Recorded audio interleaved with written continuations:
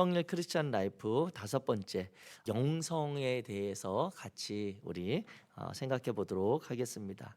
먼저 이끄는 말씀입니다.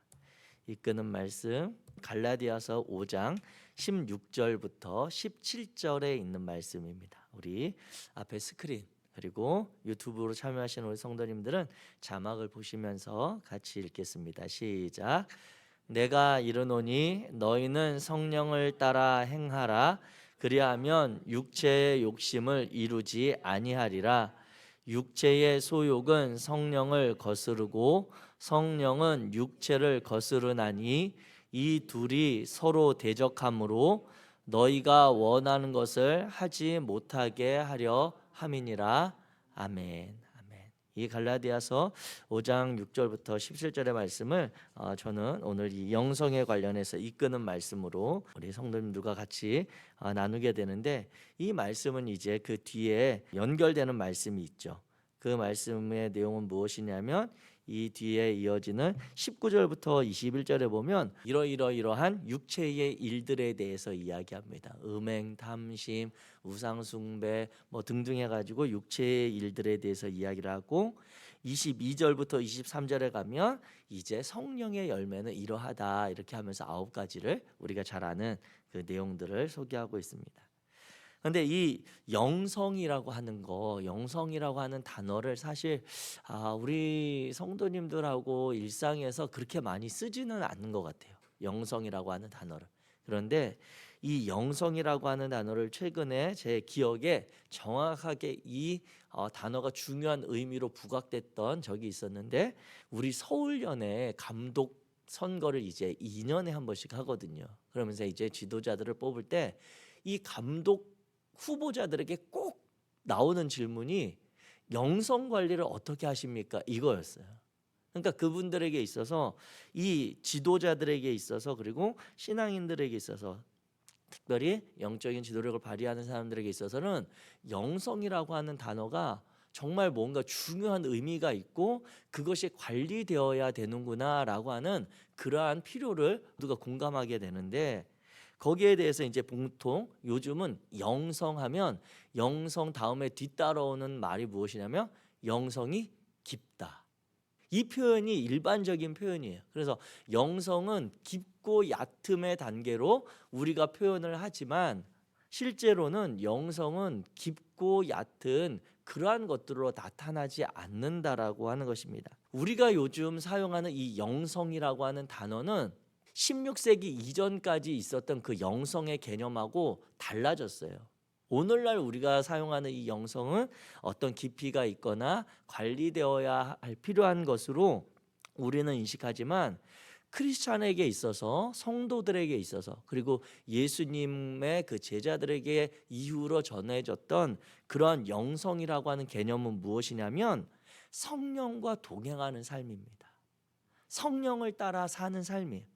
이 영성이라고 하는 것이 특별히 어떻게 관리되어야 된다, 어떻게 이것을 노력해야 된다, 힘써야 된다, 그래서 이 영성을 위해서 40일 특별 새벽 기도회를 했다, 금식을 나는 며칠을 하고 있다, 이 영성 관리를 위해서 나는 성경을 몇 독하고 있다라고 하는 행위적인 것들, 종교적인 어떤 실천이나 훈련의 과정하고 영성은 조금 별개의 맥락입니다. 그래서 성경에서, 그리고 우리가 기독교 전통에서 보게 되는 영성이라고 하는 것은 그 영성에 대한 정의에서 살펴볼 수가 있습니다. 영성이란, 우리 같이 읽겠습니다. 시작. 성령 안의 삶, 곧 우리의 일상을 통해 드러나는 그리스도 안에서 누리는 삶입니다. 네. 이것은 물론 훈련을 통해서 깊어질 수도 있겠고 훈련을 통해 우리가 익혀질 수도 있겠습니다만, 이것은 어떻게 훈련을 통해서 완성되어지는 건 아니라는 거예요. 우리가 얼마나 성령 안에서 살아가고 있는가, 우리의 일상적인 삶, 우리 여기 계시는 이정희 권사님, 우리 박순희 권사님 같은 분들이 일상적으로 어떻게 살아가고 있는지가 그 삶을 통해 영성이 그냥 드러나는 거예요. 내가 성경 몇 독했다라고 하는 것은 저는 성경 올해 5독했어요라고 이야기하고 그것에 대해서 입증해야 되거나 아니면 표시를 해야 되지만, 그리스도인의 영성은 우리가 있으면 자연스럽게 나타나는 거예요. 우리 성도님들이 보시기에 박상현 목사는 영성이 숫자로 매길 수는 없죠. 75점, 우리 권사님은 80점, 이렇게 숫자로 매길 건 아니지만 그리스도인이기 때문에 우리 안에는 성령이 거하셔서 그 성령께서 우리 안에서 이끌어 가시는, 우리 안에서 빚어내는 그러한 일들이 자연스럽게 나타난다라고 하는 것입니다. 그렇기 때문에 이 영성을 우리가 이해할 때 크리스찬에게 있어서 영성은 누구에게나 있는데 그 영성은 인위적으로 만들어지는 것 아니다. 그래서 이 맥락을 따라서 오늘 우리가 보는 것은, 영성이라고 하는 것은 곧 우리의 일상, 우리가 생각하고 말하고 행동하고 다른 주변에 있는 사람들을 어떻게 대하고 그들과 관계를 어떻게 맺어가는지, 우리 쉽게 표현하면 우리가 느끼는 바로는 저 사람은 좀 이렇게 가까이 해야 되겠다, 저 사람은 좀 나쁜 사람은 아니지만 조금 이렇게 멀리 해야 되겠다라고 하는 그런 느낌으로 느껴지는 정도, 그렇게 보시면 되겠습니다. 그리스도인이라고 한다면 누구나 일상을 통해서 드러나게 되는 그 사람이 예수 그리스도 안에서 얼마나 그 신앙적인 삶을 살아가고 있는가, 예수 그리스도를 닮아가려고 하는가, 하나님의 말씀을 저 사람이 얼마나 순종하려고 노력하는가라고 하는 것들로 나타난다라고 하는 것입니다. 우리가 어떤 분이 40일 나는 금식기도 하고 왔어라고 이렇게 이야기한다면 그 사람에 대해서 우리가 저분은 40일 금식기도 하셨으니까 영성이 깊다, 이렇게 표현하시면 안 되고요. 저분은 40일 금식기도를 마치고 오신 분이구나, 이렇게 딱 거기까지만 인정을 하셔야 돼요. 어떤 누군가의 신앙적인 어떤 노력, 훈련, 행위들로 그 사람의 영성이 판단될 수 없다. 우리는 하나님 안에서 살아가는 삶을 통해 얼마나 우리 안에 빚어가시는 성령의 역사가 나타나는 것을 통해 영성이 드러난다라고 하는 것입니다. 그래서 오늘 원래 이끄는 말씀의 본문이 5장 16절부터 25절까지거든요. 그런데 이 16절부터 25절까지 하면 한 페이지를 성경 적으시는 난으로 기워야 돼요. 그래서 5장 16절 17절로 이끄는 말씀을 잡고 이제 24절 25절에 가면 결론적으로 이렇게 이야기합니다. 그리스도인은 육체와 함께 탐심을 십자가에 못 박았다라고 이야기해요. 그러니까 즉 육체의 일들 가운데 드러나는 탐심, 우리 안의 탐욕은 우리가 그리스도인이 되었다, 예수 그리스도를 믿겠다, 우리는 구원받은 하나님의 자녀가 되었다라고 하면 우리 안에 그 탐심은 자연스럽게 억제되거나 그것을 버리는 그런 삶으로 나아가야 된다라고 하는 것입니다. 그러면서 이제 결론적으로 성령을 따라 살면 성령으로 행한다라고 사도 바울이 이야기하거든요. 즉 우리 그리스도인은 이제 예수 그리스도를 믿게 된 이후로, 예수 그리스도를 구주로 고백한 이후로 우리의 삶은 우리의 감정, 우리의 생각을 따라가는 것이 아니라 우리 안에 성령께서 주시는 그 마음, 그 기초에서 근거에서 판단하고 살아가는 삶이라고 하는 것입니다. 우리 사랑하는 성도님들, 저와 여러분들의 영성이, 즉 예수 그리스도를 닮아가고자 하는 성령의 그런 열매들의 삶이 더욱더 풍성해지시기를 주의 이름으로 축복합니다. 네, 영성을 이와 같이 우리가 먼저 정의하고 어떤 것인지 이해하고, 그렇다면 우리가 이 영성을 우리가 관리하기 위해서 어떻게 우리가 좀 할 수 있을까, 어떠한 시간들이 필요할까, 점검해야 될까를 크게 4가지로 잡아보았습니다. 먼저 첫 번째는 자기 이해입니다. 자기 이해. 자, 1번에 나타난 자기 이해, 우리 같이 읽겠습니다. 시작. 영적으로 건강을 유지하기 위해서 자기 인식의 훈련이 필요합니다. 네. 성령과 동행하는 영적인 건강한 삶을 살기 위해서 우리에게 첫 번째 필요한 게 자기 인식이에요. 그러니까 자기 인식은 우리가 심리나 이제 상담을 받아보면 우리를 이해할 수 있는, 것들에 대해서 막 이야기하거든요. 그러면서 당신이 이렇게 생각하고 판단하고 생각하는 건 어렸을 때 부모님에게 어떤 상처가 있었고 어떤 가정 환경에서 자랐고 막 이런 거 이야기를 해줘요. 상담하고 심리 이제 검사를 받게 되면. 그런데 여기에서 말하는 자기 인식은 그게 아니라 오늘 내가 지금 느끼는 생각과 감정을 내가 조금 떨어져서 나를 보는 거예요. 그러니까 갑자기 내가 무슨 일을 당했을 때 누가 이야기를 했는데 갑자기 나도 모르게 감정이 막 격해지거나 갑자기 내 마음에 상심되거나 하는 그런 상황이 됐을 때 그 상황이 내가 갑자기 왜 이러지? 내가 저 사람하고 이야기하는데 왜 내가 이런 감정을 느끼지라고 조금 떨어져서 나를 보는 거예요. 나를 생각해 보는 거예요. 어떤 삶을 살았고 어떤 환경 뭐 이런 것들을 막 추적해서 나의 자신의 자아를 뭐 다 이해하는 게 아니라 오늘 나의 삶의 자리에서 내가 느끼는 감정과 생각을 내가 조금 이렇게 다른 사람을 대하듯이 이렇게 떨어져서 보는 거죠. 저의 표현을 빌려서 본다면 갑자기 제가 오늘 뭐 가정에서 아니면 아내랑 이야기할 때 화가 막 난다. 그런데 아내는 화를 내게 하려고 그런 이야기를 안 했을 수 있잖아요. 그런데 내가 갑자기 그런 감정이 든다라고 하는 것을 내가 갑자기 왜 그러지? 내가 왜 무슨 단어 때문에 아내가 어떤 표현을 했기 때문에 이러지라고 나를 조금 떨어져서 다른 사람 보듯이 한번 봐보는 이런 인식을 이야기하는 것입니다. 이게 바로 이제 자기 이해의 첫 번째인데 거기에 대해서 어떻게 할 수 있느냐라고 하는 것을 자 본다면 1번입니다. 1번 다른 이들의 다급한 필요로부터 한 걸음 물러서는 게 필요해요. 다급한 필요. 그러니까 살다 보면 주변에 있는 사람들이 우리한테 여러 가지 요청을 하잖아요. 권사님 갑자기 오늘 이런 일이 있어서 이거 좀 해줘라고 하는데 내 상황이나 형편에 그게 이제 버거울 수도 있잖아요. 그런데 다른 사람들이 다급한 필요가 있으면 거기에 즉각적으로 나도 모르게 알겠어요 제가 할게요 하고 혼자 막 씨름하고 힘들어하는 거예요.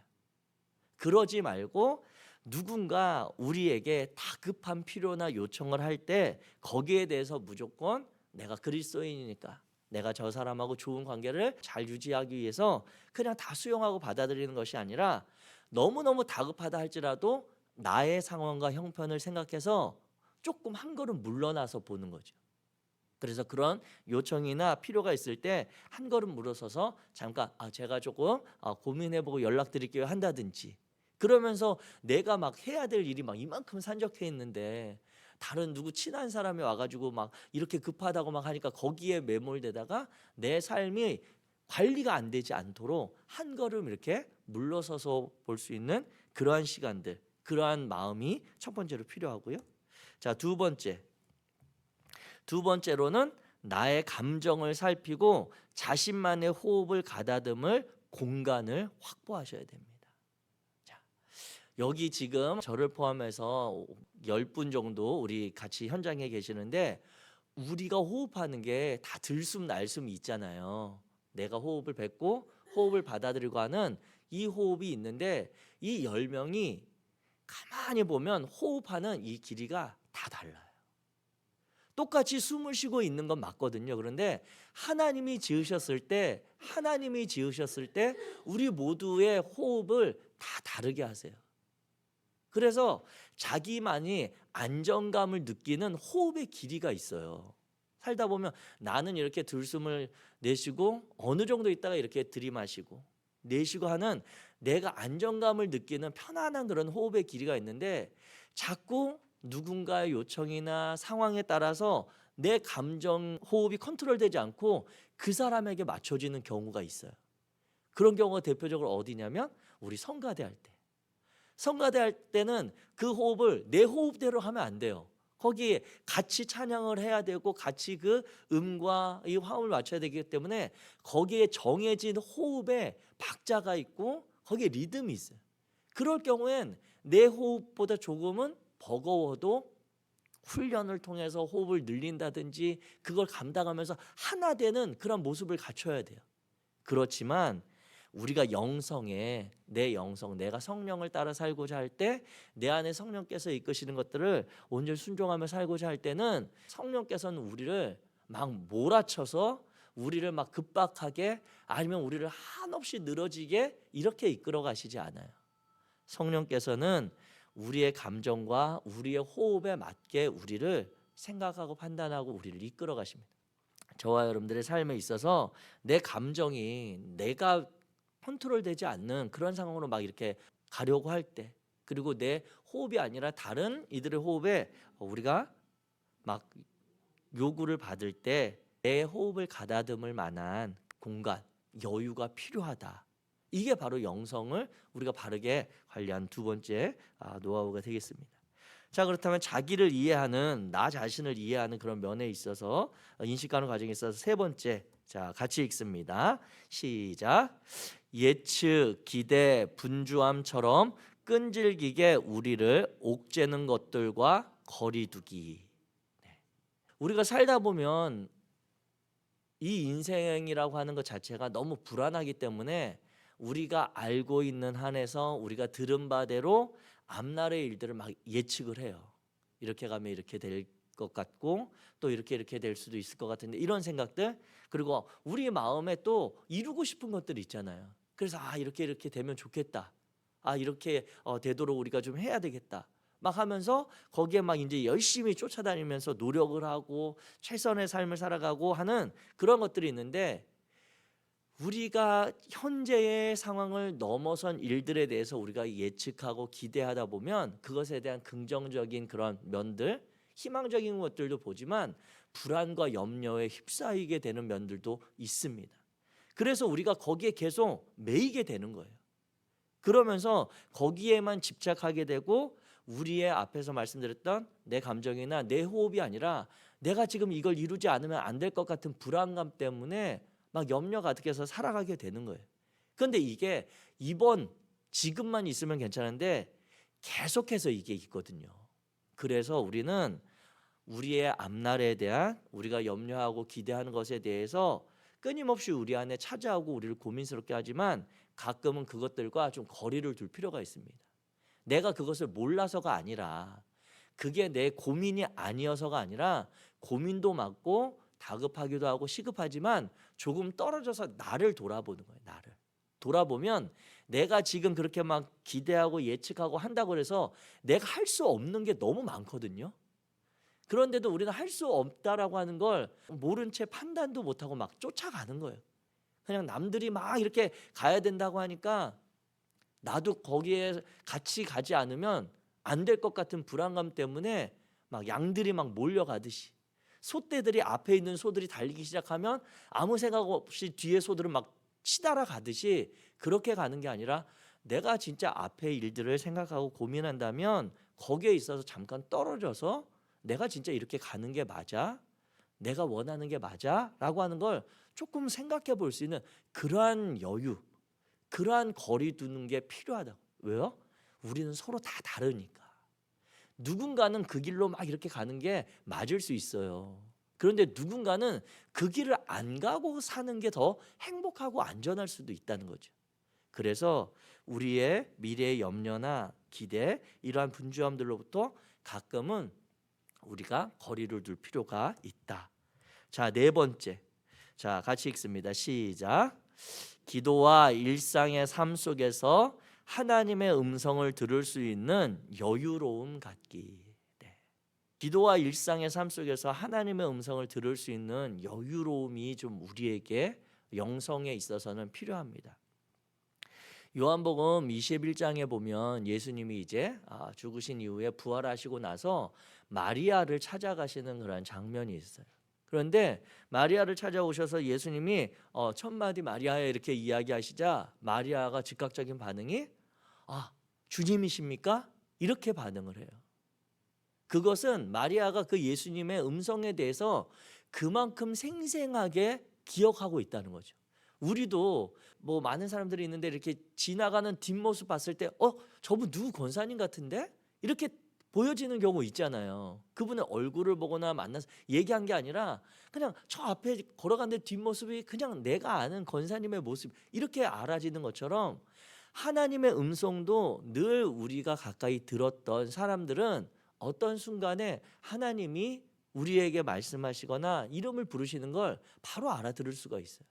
그런데 우리의 일상의 삶이 너무 분주하고 앞에서 있었던 내용들을 짚어보면 주변에 다급한 끊임없는 요청들 때문에 막 살아가고 앞으로 일어날 염려들 때문에 막 이리저리 쫓아다니면서 살아가다 보니 하나님 앞에 우리가 기도하고 하나님의 음성을 순종하기 원합니다라고 하지만 정작 하나님의 음성이 어떤 건지 몰라요.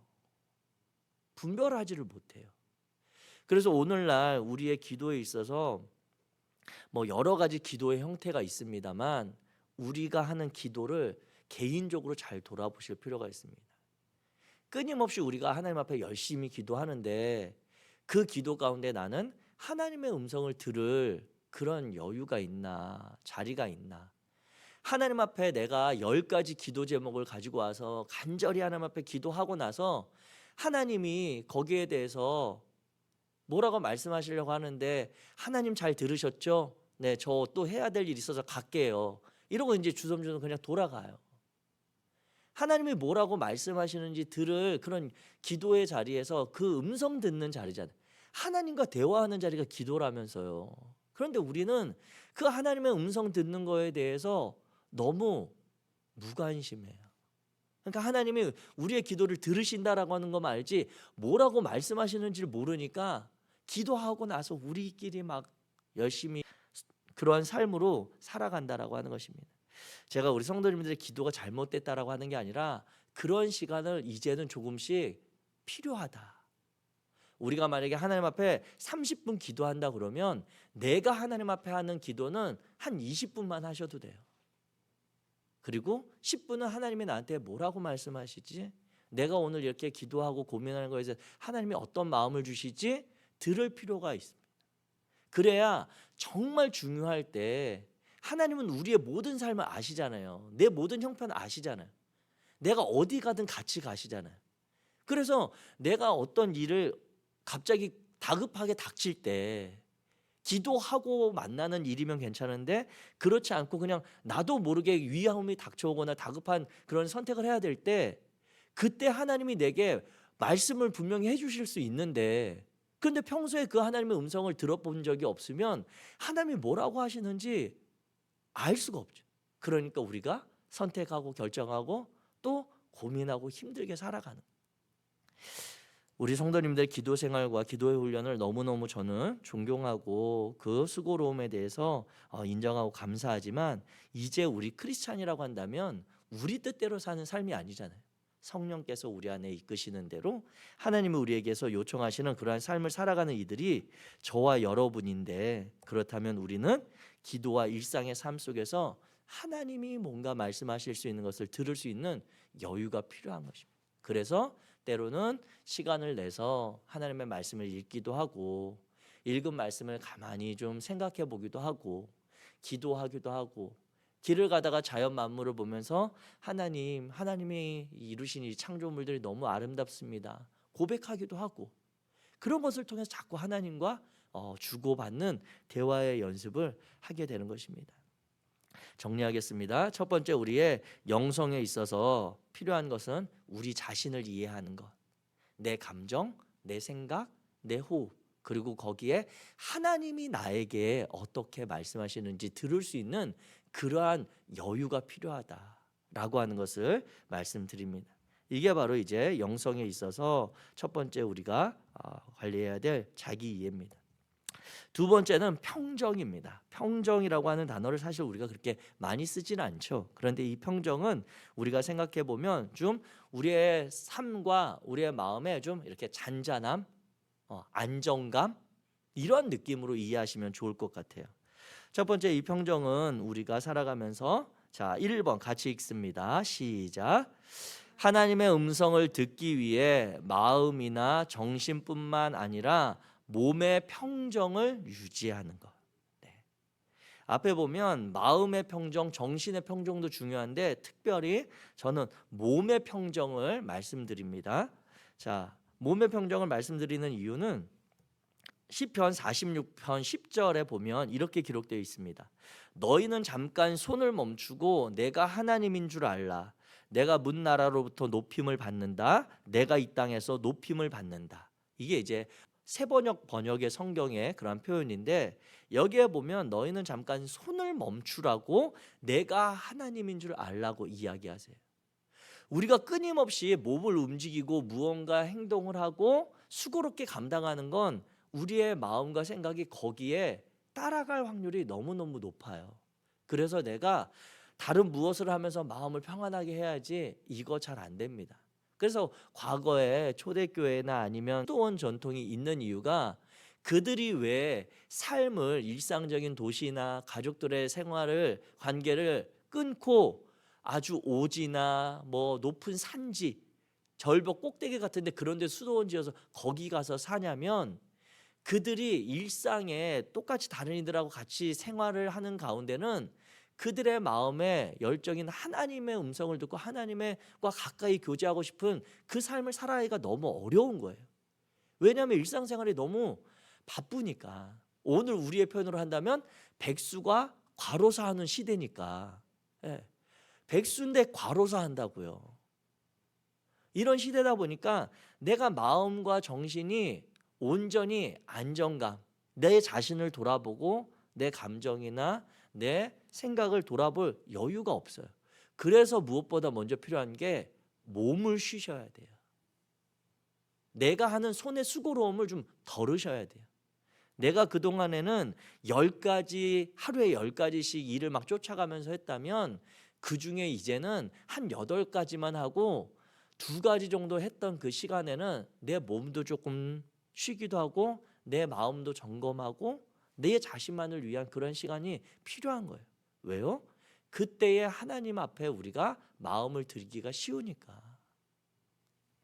그래서 우리가 무엇보다 평정에 대해서 우리 자신을 이해하고 우리의 영성, 성령을 따라 그 안에서 누리는 삶을 위해서 우리는 몸의 평정이 필요하다. 몸을 안정되고 평안하게 이끌 그러한 시간이 필요하다라고 하는 것입니다.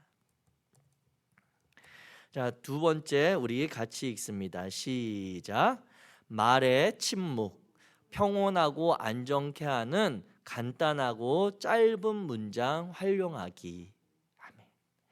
여기서 이제 몸의 평정을 우리가 유지한다면 또 우리의 삶을 많이 이끌어가고 영향력을 미치는 게 우리의 언어입니다.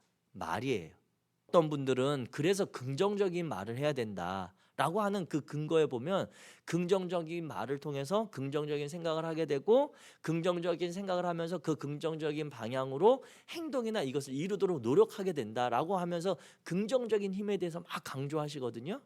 말에 그만큼 영향력이 있다라고 하는 것인데 이 말을 우리는 긍정적으로 하자 이게 아니라 내 마음, 내 감정을 이렇게 다시 평안하게 이끌 수 있는 문장이나 짧은 구절들을 우리가 활용하자라고 하는 거예요. 이 말의 침묵이 물론 말을 적게 하는 것은 성경에도 보면 지혜롭다라고 이야기해요. 말이 많다 보면 실수할 확률이 높고 아무리 좋은 말도 많이 하다 보면 그 듣는 사람의 마음을 때로는 우리도 모르게 상처가 나게 할 때도 있거든요. 그래서 말을 적게 하는 것 자체는 좋지만 그 말을 아예 안 하고 살라는 이런 이야기가 아니라 여기서 우리의 영성을 관리하는 그런 말의 침묵은 말을 우리가 조금 바꿔서 하자. 추천드리는 것은 여러분들이 아시는 성경 구절 긴 거 말고 한 번 암송하기 시작하면 막 20-30분 해야 돼. 그런 거 말고 짧은 구절.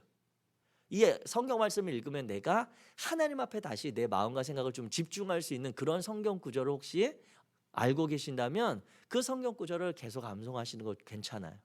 그래서 우리가 팁을 드리자면 송구영신 예배 할 때 우리 교회에서 이제 내년 같으면 2024년 내게 주신 말씀 그 말씀이 뭐 뽑아서 그게 무슨 부적처럼 효험이 있는 게 아니라 그 성경 말씀을 우리가 이렇게 택하고 믿음으로 받는 것은 그 말씀 붙들고 우리가 기도하면서 신앙을 이렇게 집중하면서 살자라고 하는 그런 의미지, 그 책갈피에 아무런 효험 없어요. 그런데 그 말씀을 계속해서 교회에서 우리가 한 해 동안 이 말씀 붙들고 기도하면서 이 말씀의 뜻을 새기며 살자라고 하는 그런 마음인 거거든요. 첫 번째 팁을 드리자면, 내가 받은 그런 말씀 구절이 있다면 그 말씀을 1년 동안 한 해 동안 계속 암송하시는 거, 생각하시는 거 좋아요.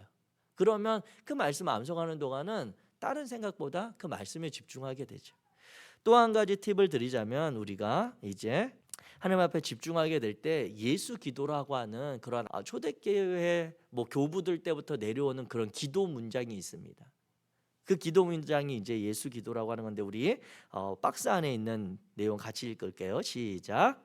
주 예수 그리스도 하나님의 아들이시여 죄 많은 저를 불쌍히 여기소서.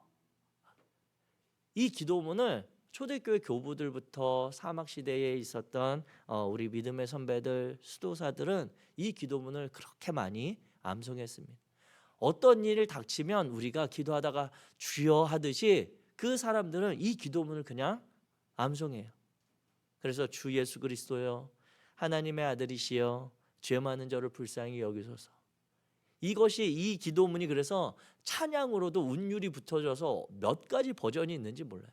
그런데 이 기도를 계속 고백하면서 나의 연약함, 나의 부족함, 내가 현재 당하고 있는 그런 갈등과 어려움들을 하나님 앞에 고백하고 하나님의 도우심을 구하는 그 마음, 또 내가 죄를 지었거나 범죄했거나 회개해야 될 때 하나님의 자비를 구하는, 또 내 감정이나 내 생각이 막 이렇게 내가 추스르지 못할 정도로 막 이렇게 불타오를 때, 앞서가려고 할 때, 아니면 나의 열정이나 나의 열심이 막 그렇게 가려고 할 때 나 자신을 이렇게 조금 자제하게 되는 그러한 기도문으로 많이 활용되었어요. 어렵지 않잖아요. 주 예수 그리스도 하나님의 아들이시여 죄 많은 저를 불쌍히 여기소서. 이 기도문이 이제 키르엘레이손이라고 하는 그러한 헬라어로 그들은 이야기했는데, 그 단어를 번역하면 이렇게 되는 거거든요. 그러니까 이것은 예시입니다. 이것을 하세요라고 하는 게 아니라 우리가 알고 있는 짧은 하나님의 말씀, 내 마음을 담을 수 있는, 나를 좀 이렇게 차분하게 하고 내 몸과 마음을 평정하게 하고 나를 돌아보게 하는 그러한 하나님의 말씀을 우리가 한두 구절 정도 기억하셨다가 그것을 반복해서 암송하시든지, 아니면 이런 짧은 기도문, 우리의 마음을 담을 수 있는 기도문을 이용하시면 좋다라고 하는 것입니다. 그래서 두 번째로 우리가 영성에 있어서 평정에 대해서는 두 가지 말씀을 드립니다. 먼저 몸을 좀 편안하고 안정감 있는 상태로 유지하는 시간들이 필요하다. 그리고 언어를 많이 하기보다 조금 하나님 앞에 내 말과 생각을 집중하는 그러한 시간이 필요하다라고 하는 말씀을 드립니다. 세 번째는 영성에 있어서 성장입니다. 이 성장에 대해서 이야기하자면, 이 성장은 첫 번째로 하나님께서는 우리를 생명 가운데로 부르셨어요. 우리가 예수 그리스도를 믿고 구원함 받았다라고 하는 것은 우리에게 새로운 생명이 주어졌다라고 하는 것입니다.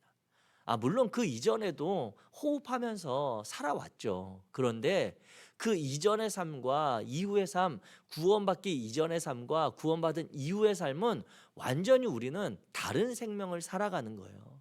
그 전에는 내 욕심, 내 생각, 내 감정, 세상 사람을 다 하는 것이 아무런 거리낌 없이 내가 마땅히 다 할 수 있는 일들, 그것들을 하면서 사는 삶이었다면, 이제 구원받은 이후의 삶은 나는 내가 사는 것이 아니라 내 안에 있는 예수 그리스도가 사는 인생이 바로 우리 그리스도인이라고 하는 거죠. 그래서 우리가 그리스도인이라고 부르는 거예요.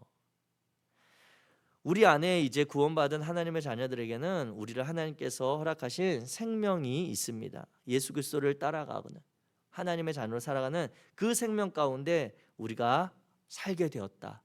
새로운 생명이 우리 안에 있다라고 하는 것을 기억하고 보시면, 자, 빌립보서 3장 13절 말씀 시작. 형제들아 나는 아직 내가 잡은 줄로 여기지 아니하고 오직 한 일, 즉 뒤에 있는 것은 잊어버리고 앞에 있는 것을 잡으려고. 네, 사도 바울의 이제 고백인데, 이 말씀을 따라 보면 우리 안에 생명이 있다라고 하는 것은 그 생명을 살아가게 하는, 우리가 그 생명을 쫓아가고자 하는 의지와 열정이 있다라고 하는 것입니다. 제가 어렸을 때 초등학교 때 자연 시간이었던 것으로 기억을 하거든요. 그런데 자연 시간에 어떤 실험을 했냐면 식물 중에 이제 그 캄캄한 데 중에 그 식물을 그 스펀지에다 물을 뿌리고 식물 씨앗을 틔운 다음에 그 씨앗이 어느 정도 자라니까 이제 화분에 옮겨 심었어요. 그리고 나서 그 씨앗을 자라는데 암실 깜깜한 데 둬요. 그리고 나서 그 깜깜한 데 창문의 한쪽 편에만 그때 선생님이 이렇게 동그랗게 그 커튼을 있는데 이제 거기에 뚫어서 햇빛이 들어오게 한 거예요. 그랬더니 며칠 이제 한 그 다음 주일인가 이렇게 가서 봤더니 그 식물이 다 어떻게 자라냐면, 그 전에는 이렇게 그냥 똑바로 컴컴할 때는 그냥 똑바로 자라다가 햇빛이 한쪽에서 이렇게 들어오니까 그 식물들이 전부 다 그 일주일 뒤에 갔더니 햇빛 쪽으로 다 이렇게 식물들이 자라고 있어요. 아시죠? 우리 권사님들 다 키워보시면 경험하시잖아요. 그런 것처럼 우리는 우리 안에 있는 이 생명은 이제 그냥 이렇게 자라는 게 아니라 예수 그리스도, 하나님, 성령님에 반응하면서만 우리는 자라는 그런 생명이 된 거예요. 그래서 여기에 보면 빌립보서 3장 13절에 사도 바울이 이야기할 때 앞에 있는 것을 잡으려고 나는 쫓아가노라, 이렇게 사도 바울이 이야기하는데, 여기에서 앞에 있는 것을 잡으려고 한다는 이 이야기가 바로 이 두 번째인 기대를 우리에게 품게 하신다는, 앞에 있는 것이 있다라고 하는 것은 무엇이냐면, 내 앞에 있다라고 하는 건 내 앞에 어떤 다른 존재가 존재한다는 거거든요. 그런데 우리 그리스도인은, 우리 하나님의 새로운 생명을 가진 우리는 우리 앞에 있는 존재가 누구냐면 예수 그리스도예요. 그래서 우리는 앞에 있는 것을 쫓아가려고 하는 그 기대, 내가 품고 있는 그것은 내가 예수 그리스도를 향해서 예수 그리스도를 본받으려고, 예수 그리스도를 닮아가려고 하는 그 삶으로 우리는 자라가는 생명을 갖게 되었다라고 하는 것입니다. 그래서 저와 여러분들이 이 2번의 그러한 주제를 보면, 기대를 품고서 기도와 예배에 참여하고 성도의 삶을 살아감. 우리가 기도의 자리, 예배의 자리를 참여할 때 우리가 그 시간들을 통해서 성장하셔야 돼요. 그 시간들을 통해서 내가 오늘 이만큼이었는데 주일 예배 참석하고 이만큼 성장했어, 이렇게 겉으로 표시되거나 그러진 않지만 분명히 내 안에 무언가 그 시간들을 통해서 변화의 역사들이 일어나야 된다라고 하는 것입니다. 그래서 필요한 것은 기도와 예배의 자리에 참여할 때 기대를 하시면서 참여하셔야 돼요. 지난주에 우리 그 오후 특별 예배 할 때 우리 새로 오실 청빙하실 될 목사님 통해서 예배 드린다고 할 때 성도님 마음 어떠셨어요? 기대감이 있잖아요. 그 기대감 통해서 하나님께서 그 목사님에 대한 그런 기대감도 있지만, 그 목사님이 전해주시는 그런 말씀, 그리고 또 그 시간을 통해서 하나님이 어떻게 우리 각자에게 똑같은 말씀을 들어도 우리 한 사람 한 사람에게 하나님께서 어떻게 그 말씀이 와닿게 하시는지는 모르지만, 우리는 기대감을 품고 참여하면 그 이전과 이후가 달라질 수 있어요. 그래서 우리가 예배를 참여하고 왔는데, 주일날 예배를 참여하고 왔는데 어제랑 똑같더라, 이런 이야기 우리가 듣는 건 정말 우리에게는 내 신앙을 돌아보게 되는 그러한 자리인 거예요. 사랑하는 성도 여러분, 우리 이 자리에 수요 사경에 참여하신 우리 성도님들이 이전까지도 그런 마음이 있으셨겠지만, 이제는 정말 기도의 자리, 예배의 자리에 참여할 때 정말 기대하는 마음, 나는 이 기도회를 다녀오면 무언가 달라질 거야, 내가 정확하게 뭔지는 모르지만 나는 달라질 거야, 나는 성장할 거야, 그리스도를 향해, 하나님을 향해서 성장할 거야라고 하는 그러한 마음이 있으셔요. 어떤 말씀을 주실지 몰라요. 내가 기도할 때 하나님이 어떻게 응답하실지는 몰라요. 그러나 나는 가기 전과 간 이후엔 달라질 거야 라고 하는 그러한 마음이 우리 안에 있으셔요. 그래야 우리가 기도의 자리를 더 사모하지 않겠어요? 예배의 자리에 더 집중하지 않겠어요? 그래서 예배의 자리, 기도의 자리를 10번, 100번 많이 참여하는 게 중요한 게 아니라 내가 정말 온 힘과 온 마음과 뜻을 다해서 참여하는 그 한 자리, 나는 이 자리만큼은 꼭 지켜간다라고 하는 그러한 결단과 그러한 실천이 중요한 것입니다. 자, 점검하겠습니다. 우리는 이제 우리의 영성이라고 하는 것은 하나님이 구원받은 자녀로 살아가게 될 때 예수 그리스도를 믿음으로 고백하면서부터 우리 안에는 그 안에 영성이 자리 잡게 되는데, 그 영성은 성장하는 것입니다. 그것은 어디를 향해서 성장하냐면 예수 그리스도를 향해 하나님의 말씀에 순종함을 통해 성장하게 되어진다. 그래서 우리는 사도 바울이 고백했던 것처럼 정말 우리 앞에 있는 우리를 이끌어 가시는, 우리를 기다리시는, 우리를 부르시는 그 예수 그리스도와 하나님을 향해서 끊임없이 더디더라도 성장되어야 한다라고 하는 것입니다. 그래서 누군가는 어느 날 봤더니 갑자기 여기 있다가 이렇게 성장할 수 있어요. 이것도 성장이죠. 그런데 누군가는 여기서 여기 가는데 1년이 걸릴 수 있어요. 그래도 보면 성장하는 거예요. 속도가 중요한 것이 아니라 우리가 그리스도 안에서 올바른 방향으로 믿음 안에서 성장해 가고 있다라고 하는 것, 그것이 바로 우리의 영성이라고 하는 것입니다. 자, 이같이 세 번째로 살펴보았고요. 네 번째, 기쁨입니다. 우리의 영성은 우리 안에 기쁨의 그러한 일들을 이루십니다. 우리 성경 말씀 요한복음 7장 38절 39절 같이 읽겠습니다. 시작. 나를 믿는 자는 성경의 이름과 같이 그 배에서 생수의 강이 흘러나오리라 하시니, 이는 그를 믿는 자들이 받을 성령을 가리켜 말씀하신 것이라. 아멘. 이 뒤에 보면 이제 이 39절 뒤에 우리 성경에 보면 가로치고 이때까지는 성령이 아직 임하시지 않으셨다라고 하는 그런 표현이 나와요. 그래서 여기서 말하는 성령이 우리 안에 있게 되면, 즉 성령 안에서 살아가는 삶, 영성이라고 하는 것은 그 배에서 생수의 강이 흘러나온 것과 같다라고 보실 수가 있는 거예요. 그런데 자, 가만히 우리 한번 생각을 해볼게요. 자, 영성이라고 하는 건 생수가 그 배에서 흘러나온 것 같다라고 하는 것은 일단 바깥으로 나타나는 거죠.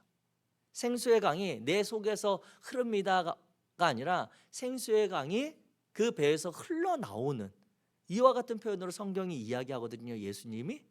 그렇기 때문에 우리의 영성이라고 하는 것은 밖으로 드러날 수밖에 없다라고 하는 것입니다. 그래서 1번을 보면 울타리를 깨뜨리고 무엇인가가 밖으로 솟구쳐서 넘쳐 흐르는 느낌, 이게 바로 영성이에요. 이게 그리고 우리 안에 기쁨이라고 하는 거예요. 자, 가만히 생각만 해도 절로 웃음이 지어지는 그러한 상황들이 있으세요?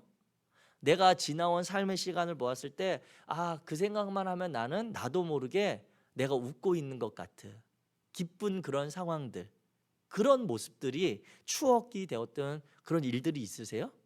뭐 그런 일들이 없으신다면 극단적이지만 이런 일들이 쉽게 일어나지 않겠지만, 갑자기 내가 이번 주에 로또가 당첨이 됐다라고 하면, 로또, 아마 여기 계신 분들 로또 당첨되면 그거 남편한테 이야기하지 않아도 그 종이만 보면 나도 모르게 막 웃음이 나실걸요. 예. 그냥 길 가다가도 그냥 나도 모르게 막 이렇게 행복함이 넘치실 거거든요. 그러니까 그런 제가 극단적인 예를 들었습니다만, 그런 것처럼 우리의 영성이라고 하는 것이 우리 안에 충만하게 되면 나도 모르게 내 안에 내가 그것을 억누르거나 자제하거나 할 수 없는 그러한 형태로 기쁨이 나타난다라고 하는 거예요. 우리가 성령에 따라서 순종하게 되면 그 9가지 열매 이야기하잖아요. 사랑과 희락과 온유와 화평과 온유와 절제와 형제 우애와 이와 같은 9가지가 우리 안에 있으면, 그것들이 보면 다 우리 안에 성품과 관련된 것들이면서 그것들이 점점 내 안에 차게 되면, 내가 누군가에게 온유하게 대했을 때 그것을 그 사람이 알아줘서가 아니라 내가 하나님의 말씀, 내 안에 이런 온유가 깊어지고 온유가 점점 더 내가 드러나는구나라고 하는 것들을 알게 될수록 우리는 기쁘죠. 주님이 우리 안에서 그런 것들을 이끌어 가시니까. 그래서 우리가 영성 안에, 영성이 우리 안에 있다라고 하는 것은 그 영성이 성장해 가면서 그 영성이 깊어져 가면서 바깥으로 흘러나오는 그러한 기쁨의 감정들이 있다라고 하는 것입니다. 자, 두 번째 우리 같이 읽습니다. 시작. 기도와 공적 예배의 삶을 통해 세상에 전하는 메시지. 네. 우리의 영성이라고 하는 것은 다른 것으로 전해지는 게 아니라 우리 성도들의 삶의 모습을 통해 그들에게 전해지는 거예요. 영성이 어떤 이렇게 보여지는 그런 막 이렇게 참 저도 그게 어떻게 보여지는 게 있으면 좋겠어요. 누가 좀 그런 거 이렇게 발명하면 좋겠어요. 예전에 제가 봤던 어렸을 때 봤던 만화책에 보면 이런 뭐 이렇게 안경 비슷한 게 있어서 그걸 딱 쓰고 있으면 저 사람이 전투력이 힘이 얼마나 센지 이게 딱 이렇게 측정이 이렇게 되는 그런 만화책이 있거든요. 그런 것처럼 우리 이제 성도들 안에 교회 딱 성일교회 등록하면 교회 안에 이렇게 등록카드 쓰면 딱 주는 거죠. 예, 선생님 이거 이제 교회 오실 때 착용하고 오세요. 그럼 주일날 와서 이렇게 딱 끼고 주일날 앉아 있으면 딱 옆에 앉아 있어. 우리 김정자 권사님은 영성이 몇? 우리 이렇게 딱 봤을 때 도재숙 전도사님 영성이 몇? 이렇게 보여지는 그런 게 있으면 너무너무 쉬운데 그런 게 없어요. 그렇게 되지도 않아요. 그런 발명을 해야 돼. 네, 맞아요. 발명을 누군가 할 수 있으면 좋겠어요. 그런데 이게 그렇게 표시되지를 않는데 바깥으로 이건 분명히 드러나요. 영성이 높다 낮다 이런 게 아니라 저 사람이 그리스도인을 닮아가는 삶이 있구나. 저 사람은 그리스도인이구나라고 하는 게 드러나요. 그런 것처럼 우리의 영성은 바깥으로 이렇게 드러나는데 그것이 첫 번째로 기쁨으로 우리 안에 그런 하나님을 섬기고 하나님 앞에 신앙생활하는 게 참 기쁘다, 즐겁다라고 하는 그런 것들로 우리 안에 드러나고 또 하나님을 모르는 이들, 세상에 살아가는 이들에게는 우리의 그러한 영적인 영성을 통해서 그들에게 메시지를 전하거든요. 그래서 오늘날 우리 한국교회에 대해서 사람들이 하는 그런 아픈 이야기들이 그들이 보기에는 우리의 영성이나 우리가 그리스도인이 되어가는 것들이 그들이 생각하는 것과 너무 다르기 때문에 우리가 아픈 소리를 듣게 되는 거예요. 그래서 오늘 우리가 정말 그리스도인으로서 영적인 삶, 성령 안에서 사는 삶, 그런 영성의 삶을 산다고 한다면 우리는 세상에 전하는 메시지가 있는데 그 메시지는 결국 무엇이어야 한다면 기도와 공적 예배의 삶을 통해서 그들에게 보여지는 게 있다라고 하는 것이죠. 안 보는 것 같아도요 사람들이 다 봐요. 말을 안 해서 그렇지 성일교회에 대해서 이 주변에 있는 사람들이 다 알아요. 그러니까 뭐 어떻다 저렇다 그게 아니라 우리 교회의 존재에 대해서도 알고 우리 교회 모임에 대해서도 알고 어떤 분들이 이렇게 하는지 그런 것들 다 알아요. 그들이 그냥 자신들과 관계 맺지 않을 뿐이지. 그렇다면 우리가 결국 그들에게 전해야 될 메시지는 무엇이겠습니까? 그들에게 우리가 보여줘야 될 그런 우리 성일교회는 이런 거룩한 공동체입니다. 신앙의 공동체입니다라고 하는 그것을 보일 수 있는 건 무엇이겠어요? 우리 성일교회 바깥에다 이렇게 영성 있는 교회 이렇게 써놓으면 되나요? 아니거든요. 결국 이 교회를 들어왔다가 나가시는 분들의 그 모습을 통해 저들은 하나님의 메시지를 듣는 거예요. 하나님을 믿는 자들의 삶이 어떤지를 보는 것이고 하나님이 어떻게 이야기하셨는지를 보는 거예요. 그래서 우리 안에 기쁨의 이 영성이라고 하는 것은 주일 예배에 올 때는 정말 심각한 문제, 고민, 이런 어려운 마음 가지고 왔지만 이 예배를 드리고 기도의 자리가 끝난 다음에 돌아갈 때는 우리 안에 소망이 넘치고 희망이 생기고 그리고 내가 뭔가 새로 힘을 받아서 나가는 그러한 모습이 우리 안에 나타나야 되는 거예요. 그렇다면 문제가 예배 한번 드리면 기도에 한번 참석하면 해결된 그렇지 않을 수 있어요. 그런데 그동안에는 세상에 일주일 동안 살면서 내가 혼자 그 문제 가지고 씨름하고 기도하고 어렵게 지내다가 교회 공동체에 와서 봤더니 나 같은 고민하는 성도들 내 형제 자매들이 이렇게 많네. 그런데 그들을 보니까 그들이 하는 이야기를 들어보니까 하나님이 그래도 이번 주일 이렇게 힘주셨네. 하나님이 이렇게 그 어려움 중에도 나를 지켜주셨네라고 하는 걸 보면서 그래 그 하나님이 나의 하나님이지. 그 하나님이 나도 이렇게 이끌어 가시지. 문제는 여전하지만, 아픔과 상처 여전하지만 그래도 하나님도 여전히 살아계셔라고 하는 것으로 소망을 갖고 나가는 그 모습이 그들에게, 하나님을 알지 못하는 자들에게 전하는 메시지가 된다라고 하는 것입니다. 그리고 그 살아계신 하나님을 발견하게 될 때 왜 우리 안에 기쁨이 없어요? 어려움도 있지만 하나님이 포기하지 않으셨다고, 하나님이 함께 하신다고 하니까 우리 안에 그 하나님에 대한 소망이 있으니까 우리도 기쁨이 있고 다시 한 주간 살아갈 힘이 나고 하는 것이죠. 사랑하는 성도 여러분, 영성은 이런 거예요. 어떻게 우리가 더 많이 무엇을 해서 얻어지는 그와 같은 것이 아니라 하나님 앞에 우리 자신을 정직하게 인정하고 드러내고 보는 것.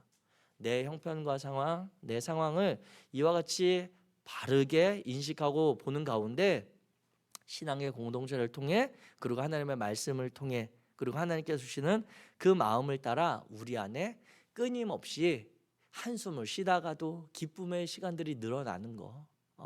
여러 가지 어려운 고민이 있다가도 소망을 발견하고, 그래 내가 기도할 수 있지, 나에게는 하나님이 계셔 라고 하는 이 믿음으로 다시 일어설 수 있는 거. 이게 바로 우리 그리스도인들의 삶이고, 그 삶이 보여지는 게 그 사람의 영성인 거예요. 그래서 저와 여러분들이 오늘 이 영성에 대한 이야기, 사실 영성을 오늘날 우리 시대의 단어로 생각하면 참 어려워요. 그런데 본질적인 영성이라고 하는 것은 무엇인가? 내 안에 영성이 있다. 그것은 성령을 따라 살고자 하는 그리스도인의 그러한 삶에 대한 모습이 있다. 이것이 바로 나의 영성이다 라고 인식하시면 쉬워요. 그래서 내 영성은 다르게 뭐 만들어가는 게 아니라 하나님께서 주시는 말씀을 내 기쁨으로 순종하면서 그 하나님이 어떻게 내 삶을 이루어 가시는지를 보는 것, 그리고 드러나는 그것이 바로 우리의 영성이 되겠습니다. 오늘 함께 해주셔서 감사하고요. 오늘 여기까지가 5번째 영성에 대한 내용이었습니다. 다음 주는 이제 6번째 시간으로 제자도에 대한 이야기를 함께 나누도록 하겠습니다. 이 크리스찬 라이프는 지난 전반기에 있었던 기독교 에센스보다는 조금 심화 과정이에요. 그래서 조금 내용적으로 우리 성도님들에게 새로운 그런 전환이 있을 수도 있지만, 그래도 우리의 신앙을 다시 바라보고 방향을 잡아가는, 내가 그리스도인으로서 어떻게 살아갈지를 고민할 수 있는 시간들이 되었으면 좋겠습니다. 네, 이것으로 오늘 성일 크리스찬 라이프 5번째 영성에 대한 내용을 마치도록 하겠습니다. 감사합니다.